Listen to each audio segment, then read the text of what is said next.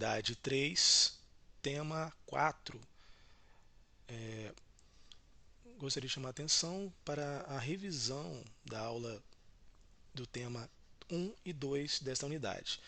Esta aula de hoje está na página 66, basta acompanhar em seu livro.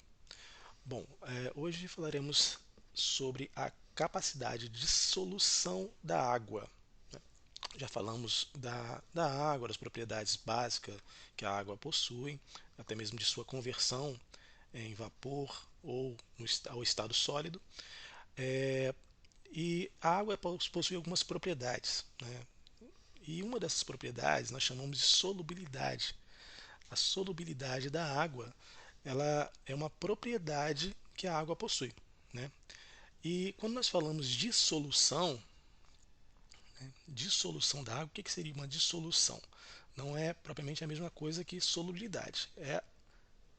Dissolução vai ser a capacidade que uma substância tem de dissolver em outra, né?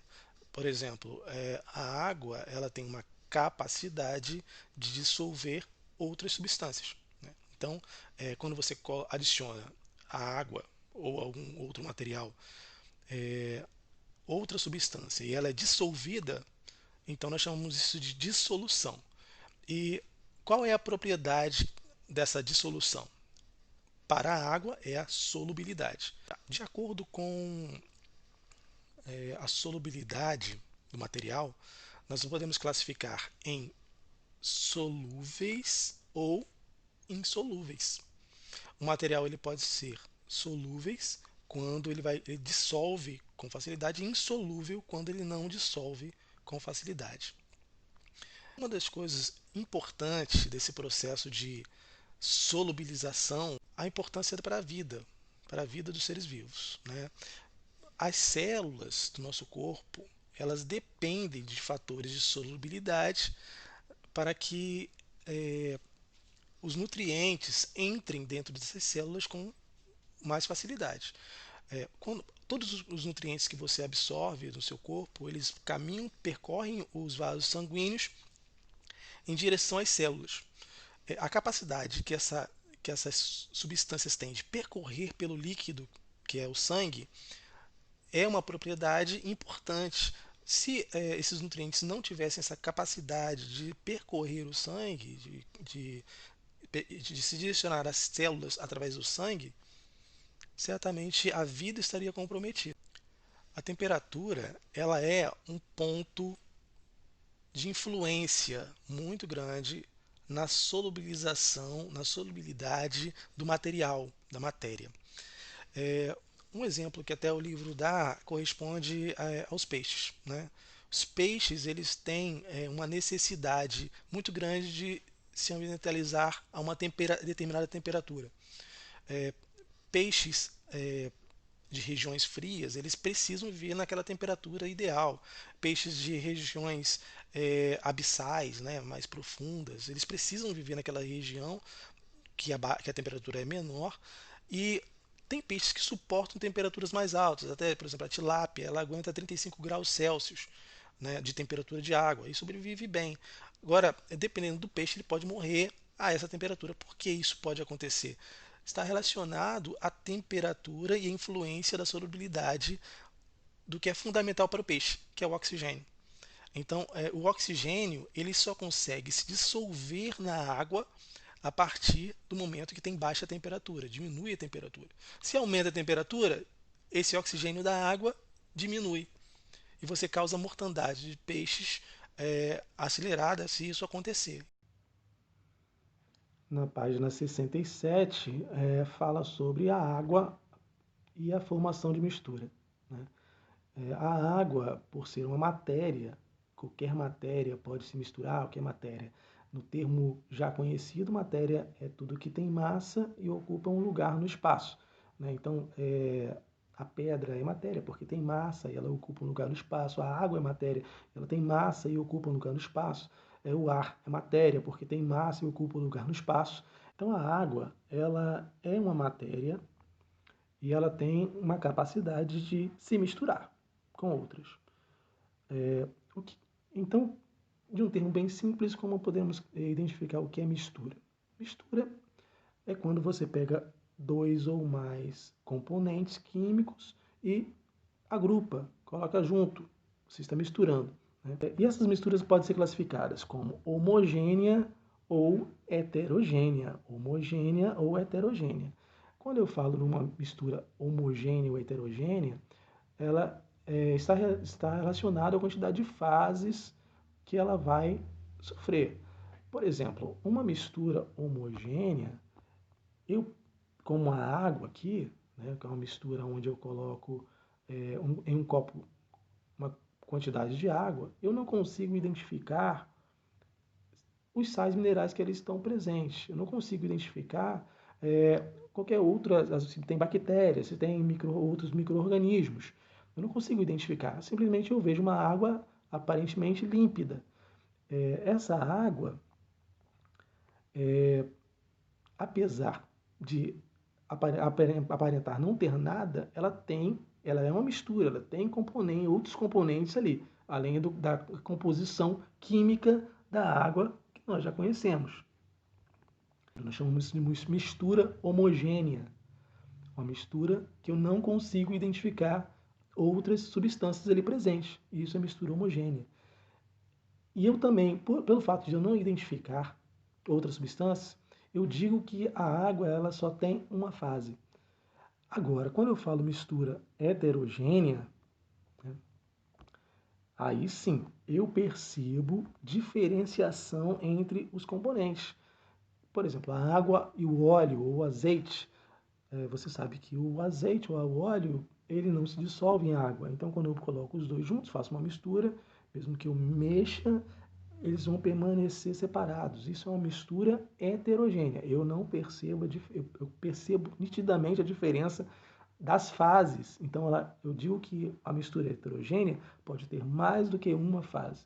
Ela pode ter uma, duas, três fases, dependendo da quantidade de substâncias que não se misturem ali dentro, ok?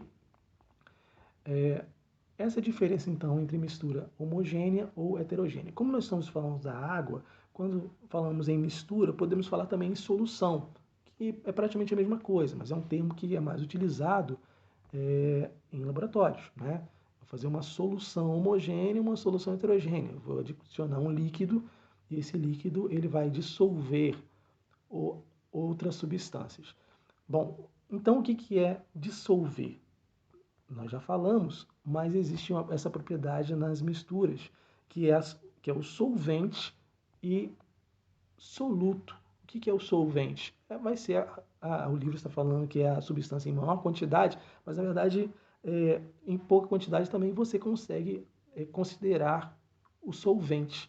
A água ela é considerada o solvente universal, porque ela consegue dissolver uma grande quantidade de substâncias no nosso planeta. E o soluto é o que vai ser dissolvido. Por exemplo, se você coloca dentro de um copo com água sal, dessa forma você sabe quem é o soluto e quem é o solvente. O solvente é quem dissolveu e o soluto é quem foi dissolvido.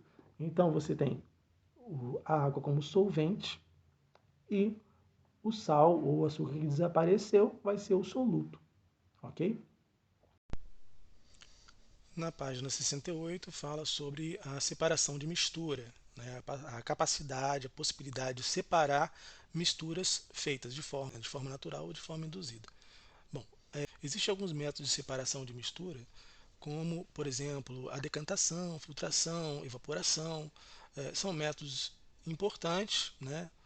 Na indústria, no laboratório, no dia a dia até você utiliza esses métodos de separação e às vezes nem sabe.